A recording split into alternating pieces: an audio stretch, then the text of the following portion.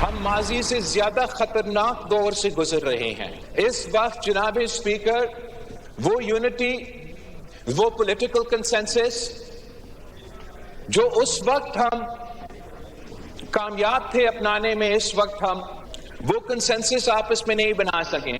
हमारा अपनी कमजोरियां, वजह जो भी हो, उन कमजोरियों का फायदा या दहशतगर्द उठा रहे हैं, एक के बाद एक दहशतगर्दी के वाक़ये करते आ रहे हैं। और हर दहशतगर्दी का वाक़या जनाब स्पीकर पिछले दहशतगर्दी का वाक़या से ज्यादा ऑब्नॉक्शियस है, ज्यादा खतरनाक है और ज्यादा नुकसान होता है। वजीर आजम नवाज शरीफ था जब हमने पहली बार नेशनल एक्शन प्लान बनाया। कोई वजह नहीं है कि वजीर आजम Shahbaz Sharif national action plan 2 नहीं बना सकता है। Chairman Peoples Party Bilawal Bhutto Zardari का दहशतगर्दी के खिलाफ नेशनल एक्शन प्लान 2 बनाने का मुतालबा। कहा, नवाज शरीफ ने दहशतगर्दी के खिलाफ नेशनल एक्शन प्लान बनाया, कोई वजह नहीं Shahbaz Sharif national action plan 2 ना बना सके। आज हम माजी से ज्यादा खतरनाक दौर से गुजर रहे हैं। दहशतगर्दी के खिलाफ रद्द अमल में भी हमें मुत्तहद होना चाहिए। मैं 1 साल का था तो मुझे वजीर आजम के घर से अगवा करने की कोशिश की। मेरी माँ ने मेरी हिफाजत के लिए मुझे लंदन भेज दिया। दहशतगर्दों का कोई मजहब, कोई नजरिया नहीं। दहशतगर्द सिर्फ तरक्की का रास्ता रोकना चाहते हैं। बिलावल भुट्टो ने कहा, पीटीआई का एक ही मुतालबा है कि बानी को रिहा करो। ऑपोजिशन ने दुरुस्त सियासत करनी है तो बानी के अलावा भी बात करें। कैदी नंबर 804 के साथ बेरोजगारी पर भी बोले। दहशतगर्दी के खिलाफ कोई पॉलिसी तो बना कर दे। सोशल मीडिया ने जिस तरह इसको इंटरप्रेट किया है वो सारी कौम ने वो पढ़ा। ये फौज की कामयाबी के बजाय कहा गया कि ये दहशतगर्दों ने ये सारे बंदों को खुद छोड़ दिया। ऐसे लोगों ने फॉर्म 47 का ताना दिया जो खुद माशाल्लाह की पैदावार। इधर जनरल बाजवा और जनरल फैज बैठ के ब्रीफिंग दे रहे थे कि इन दहशतगर्दों को वापस ला के बसाना जो है वो पाकिस्तान के हक में बड़ा अच्छा है। 4 महीने हो गए इसको वो कुर्रम और पारा चिनार का बैनर पकड़े हुए जो है, वहां पे अमन हुआ है। दहशतगर्दी के खिलाफ हमारी जो जंग है टोटल कमिटमेंट के साथ पूरी कौम जो है अपनी अफवाज के साथ खड़ी रहे तो कोई शक नहीं है कि हम इस जंग में फातेह होंगे। जाफर एक्सप्रेस पर हमला काबिल मजम्मत है। पीटीआई ने दहशतगर्दी के वाक़े पर प्रोपेगेंडा किया। तहरीक इंसाफ ने हमले का क्रेडिट दहशतगर्दों को दिया। ये दहशतगर्दों के खिलाफ बयान देने से भी डरते हैं। पीटीआई इक़्तिदार की जंग लड़ सकती है लेकिन मुल्क की सलामती की नहीं। वज़ीर दिफा ख्वाजा आसिफ का कौमी असम्बली में खिताब कहा। जनरल बाजवा और जनरल फैज़ ने यहाँ कहा कि दहशतगर्दों को पाकिस्तान में बसाना अच्छा है। सवाद का क़साब कौन था जिसे यहाँ बसाया गया? 4 माह हो गए, कुर्रम और पारा चनार में अमन हुआ। ऐसे लोगों ने फॉर्म 47 का ताना दिया जो मार्शल लॉ की पैदावार हैं। कौम फौज के साथ खड़ी रहे तो कोई शक नहीं दहशतगर्दी के खिलाफ जंग में फातेह होंगे। ख्वाजा आसिफ की तकरीर के दौरान अपोजिशन का शोर शराबा। ख्वाजा साहब जो है ना उनकी दिल दिमाग पे पीटीआई सवार है। आपकी तकरीर आप सुना दे उसको सब कुछ जो है ना वो पीटीआई के ऊपर जो वो इल्जाम तराशी करने पे तुला हुआ है। अगर इनकी अंदर कोई भी अखलाकी जुर्रत होती, कोई शर्म और हया होता, आज वो ये कहता कि मैं रिजाइन करता हूं। जब आप अपने असली नुमाइंदागान को आप उनको जेलों में डाले, आप इसको पार्लियामेंट से बाहर रखे और उन लोगों को पार्लियामेंट में रखे जिसका आवाम के साथ कोई ताल्लुक नहीं, तो ये बताओ वो मुल्क को कैसे चलाएगी? पीटीआई रुकन असद कैसर ने पार्लियामेंट को एक बार फिर जाली करार दे दिया। कहा यह पार्लियामेंट अवाम की नुमाइंदा नहीं, फौरी इलेक्शन कराए जाएं। जारी लोग असम्बली में लाए गए जो अवाम के नुमाइंदे ही नहीं। असद कैसर का वजीर दिफा ख्वाजा आसिफ के इस्तीफे का भी मुतालबा। कहा वजीर दिफा के दिमाग पर बलोचिस्तान की बजाय पीटीआई सवार है। ख्वाजा आसिफ की सारी तकरीर बहस पर मबनी है। बानी पीटीआई के खिलाफ जाली मुकदमात बनाए गए, नाजायज कायद में रखा हुआ है। कराची का पूरा इंफ्रास्ट्रक्चर तबाह है। सिंध में तो लगता है कि कोई हुकूमत ही नहीं। बलोचिस्तान के अवाम को हकूक नहीं मिले।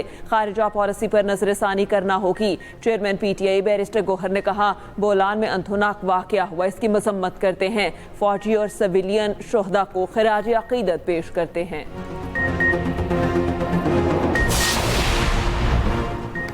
जाफर एक्सप्रेस पर हमले के खिलाफ कौमी असम्बली में मुतफ़िक़ा मज़म्मती करारदाद मंजूर। करारदाद वफाकी वज़ीर तारिक फजल चौधरी ने पेश की।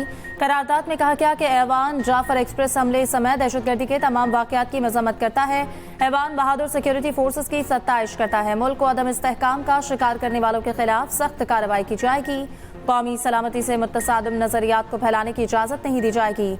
जाँ बहक मासूम शहरियों के साथ इज़हार यकजहती। फारूक सत्तार ने कहा, दहशतगर्दी के मुकम्मल खात्मे के लिए सिर्फ मजम्मत काफ़ी नहीं, वज़ीर आज़म सूरत हाल पर ऑल पार्टीज कॉन्फ्रेंस बुलाएं।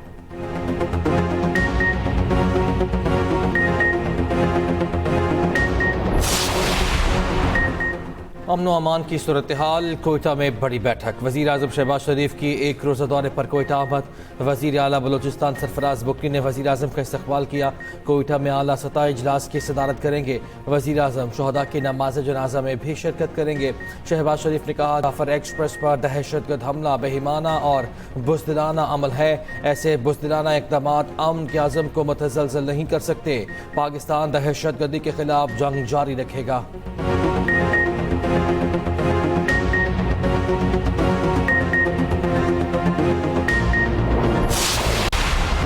जाफर एक्सप्रेस हमला, 25 शहदा की मैयतें मच पहुंचा दी गई। शनाख्त के बाद आबाई इलाकों को भिजवा दिया जाएगा। ऑपरेशन के दौरान तमाम 33 दहशतगर्दों को हलाक कर दिया गया।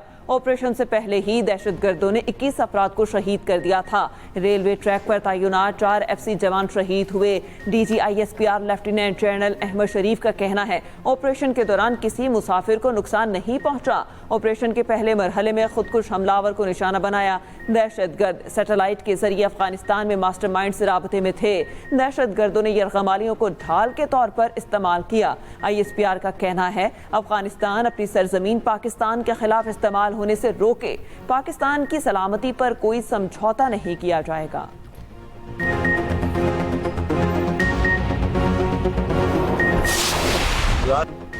ट्रेन ड्राइवर अमजद यासीन और रेलवे मुलाजमीन समेत मजीद 60 मुसाफिर कोयटा पहुंच गए। मुसाफिरों को सख्त सिक्योरिटी में बजरिया बस कोयटा लाया गया। रेलवे हुकाम और अहले खाना ने अपने प्यारों का इस्तकबाल किया। रेलवे स्टेशन पर जज्बाती मनाज़िर। 9 जख्मी मुसाफिर ट्रॉमा सेंटर मुंतकिल। रिहाई पाने वाले मुसाफिरों की बर वक्त कार्रवाई पर सिक्योरिटी फोर्सेस की तारीफ। कहा, अल्लाह पाक का लाख शुक्र है कि उसने हमें नई जिंदगी दी। फौज और FC के जवानों ने जान पर खेलकर हमारी जान बचाई।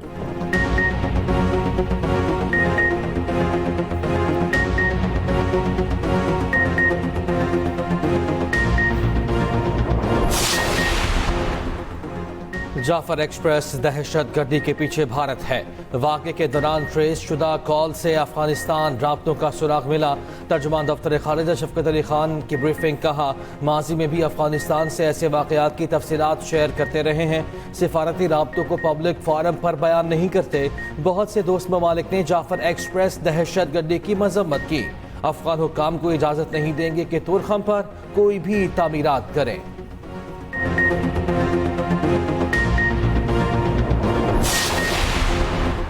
सानेहा, जाफर एक्सप्रेस में भारतीय खुफिया एजेंसी मुलव्विस हैं। सिख फॉर जस्टिस के रहनुमा गरपतविंद सिंह पन्नू ने कहा, भारत दहशतगर्द कार्रवाइयों से पड़ोसियों को कमजोर करना चाहता है। भारत को रोका ना गया तो अगला हमला इससे भी बड़ा होगा। आलमी इदारे भारतीय कौमी सलामती के मुशीर अजीत और रॉ के खिलाफ कार्रवाई करें।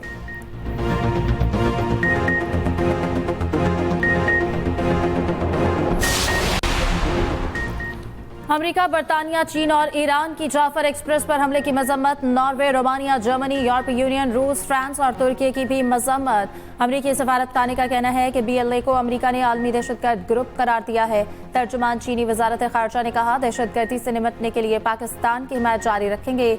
ऑस्ट्रेलियाई हाई कमिश्नर की हमले की शदीद मजम्मत। कहा, मुश्किल वक्त में पाकिस्तान के साथ खड़े हैं।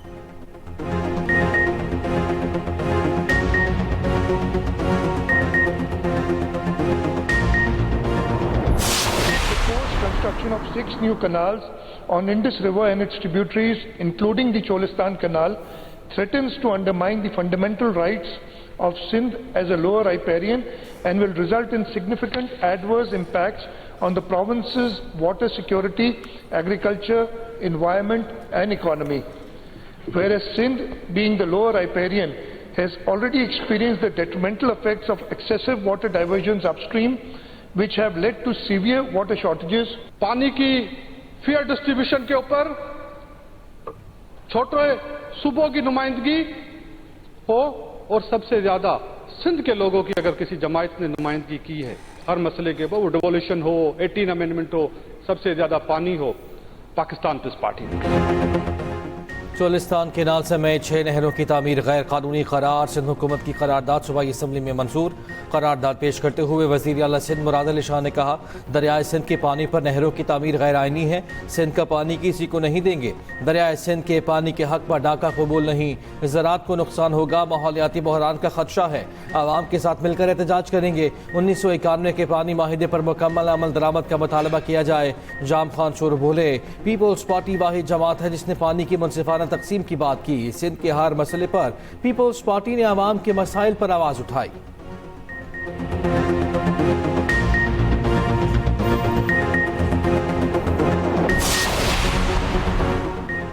IMF ने FBR की कमजोर कारकर्दगी पर सवालात उठा दिए। FBR के रेवेन्यू शॉर्टफॉल को पूरा करने के दावे मुस्तरद। IMF मिशन और वजारत खजाना के मुज़ाकरात। सरकारी मुलाजमीन की राइट साइजिंग और गोल्डन हैंडशेक पर गौर। सरकारी इदारों के इंतजाम और अखराजात में कमी पर ब्रीफिंग। IMF को बताया गया ग्रेड 17 से 22 तक 700 और निचले दर्जे की हजारों आसामियां खत्म होने का इम्कान। गैर जरूरी सरकारी मुलाजमीन फारिग करने के लिए सिविल सर्वेंट एक्ट में तरमीम की तजवीज़ है। वजारत खजाना के अखराजात कम करके रेवेन्यू शॉर्टफॉल पूरा करने की हिकमत अमली है। मुल्क की मईशत पर असरअंदाज होने वाले केसेस की फहरिस्त तलब। हुकूमत ने वजारत IT से ज़ेर इल्तवा अदालती मुकदमात की तफसीलात मांग ली। मुकदमात के माली असरात और कानूनी मुद्दत की तफसीलात फराहम करने का हुक्म। माजी की कानूनी हिकमत अमली का जायजा लेने का भी फैसला। यकसा नौयत के केसेस को यकजा करने पर गौर। वजारत IT और टेलीकॉम को केसेस से मुतालिक रिपोर्ट जल्द देने की हिदायत।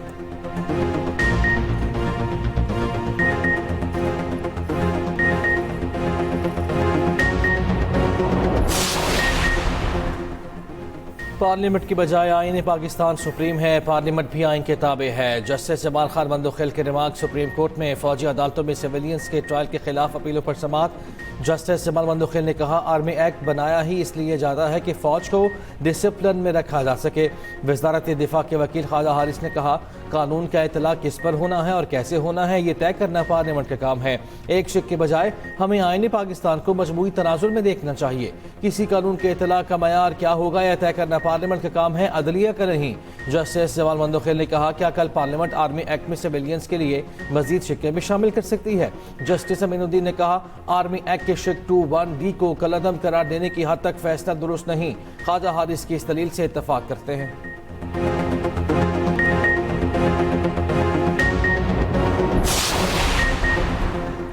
सोशल मीडिया पर मनफी प्रोपेगेंडा की तहकीकात। Opposition leader Umar Ayub JIT के सामने पेश। JIT ने अलीमा खान को आज फिर तलब कर लिया। नोटिस के बावजूद अलीमा खान गुज़िश्ता रोज पेश नहीं हुई थी।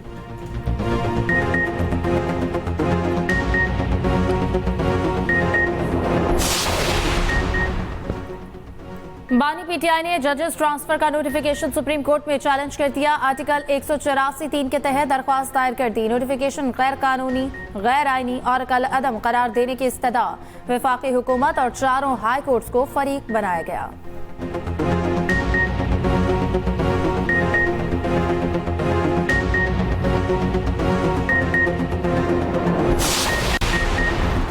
वज़ीर आला पंजाब मरियम नवाज का स्कूल मील प्रोग्राम कामयाबी से जारी।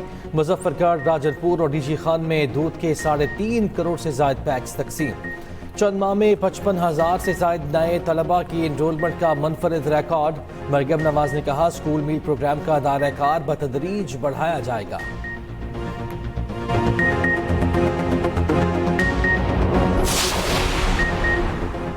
सुपर टैक्स का मकसद वाज़ेह था। इस टैक्स से तबाह होने वाले इलाकों की बहाली के लिए इस्तेमाल करना था। सुपर टैक्स केस में कंपनीज के वकील मखदूम अली खान के दलाइल। कहा, 2015 से किसी भी जगह कोई तफसीलात नहीं दी गई कि कितना टैक्स इकट्ठा किया, कहाँ खर्च किया। एक DB दूसरी DB के अहकामात पर अमल दरामद करने की पाबंद है। इस केस में सुप्रीम कोर्ट के फैसले पर भी अमल दरामद नहीं किया गया। जस्टिस जमाल मंदोखिल ने रिमार्क्स दिए, कि कल को इस तरह कोई एक्ट आता है उसे दोनों ईवानों से पास भी करवा लिया जाता है तो क्या एक्ट बनेगा? मखदूम अली खान ने कहा, एक्ट पास कराने के लिए पहले मुनासिब पॉलिसी बनाना होती है। समात मुलतवी। हमारा दुश्मन मुल्क के अंदर तफरीक पैदा करना चाहता है। पाकिस्तान की सलामती, वहदत, इस्तेहकाम पर कोई समझौता नहीं। चेयरमैन पाकिस्तान उलमा काउंसिल अल्लामा ताहिर अशरफी कहते हैं, दुश्मन दहशतगर्दी, तकरीबकारी के जरिए इंतशार पैदा करना चाहता है। वो पहले भी नाकाम हुआ है और अब भी होगा।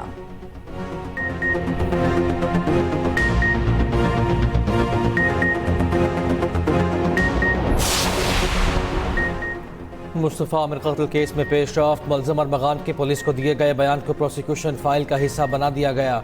मुलज़िम अरमगान ने बयान में मुस्तफ़ा आमिर का कत्ल का एतराफ़ किया है।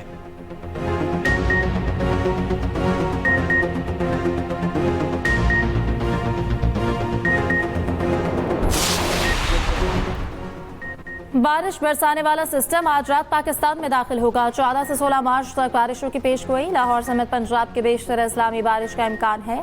खैबर पख्तूनख्वा, कश्मीर, गिलगित बल्तिस्तान और बलूचिस्तान में भी बारिश का इम्कान है। पहाड़ों पर बर्फबारी की भी पेशगोई।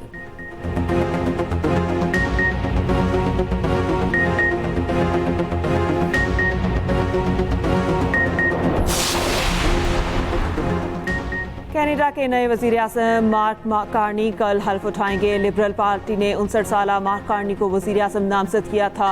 मार्क कार्नी ने खबरदार किया था, ट्रंप अमेरिका के लिए स्याह दिन लाएंगे।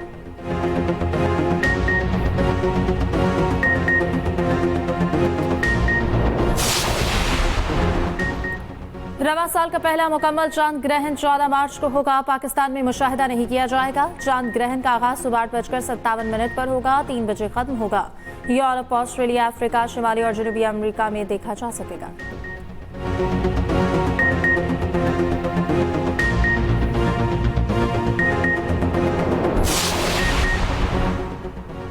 Pakistan cricket team T20 series के लिए ऑकलैंड पहुंच गई। आज आराम का दिन। कौमी स्क्वाड कल प्रैक्टिस करेगा। T20 सीरीज का पहला मैच 16 मार्च को खेला जाएगा।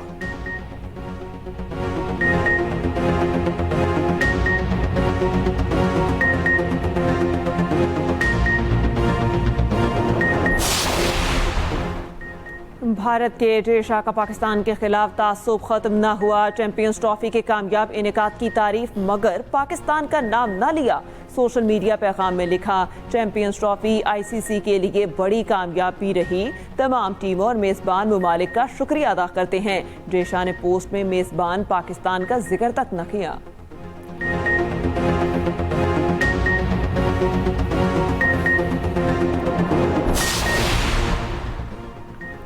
नेशनल T20 टूर्नामेंट कल से फैसलाबाद में शुरू होगा। चेयरमैन PCB ने क्रिकेटर्स की मैच फीस कम करने से रोक दिया। पहले मैच फीस 40,000 से कम करके 10,000 कर दी गई थी। मजमूई इनामी रकम 94 लाख होगी।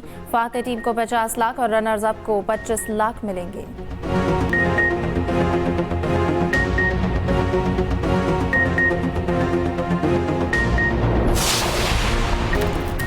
12वीं Special Olympics World Winter Games. Pakistan के 3 snow shoeing athletes Mohammad Afaq, Tabassum Nasir, शाहकालून ने फाइनल के लिए क्वालिफाई कर लिया। स्पेशल ओलंपिक्स पाकिस्तान की चेयरपर्सन रौनक लाखानी की पाकिस्तानी एथलीट से मुलाकात। फाइनल में पहुंचने पर मुबारकबाद दी। कहा, कौम खिलाड़ियों की कामयाबी के लिए खुसूसी दुआएं करे।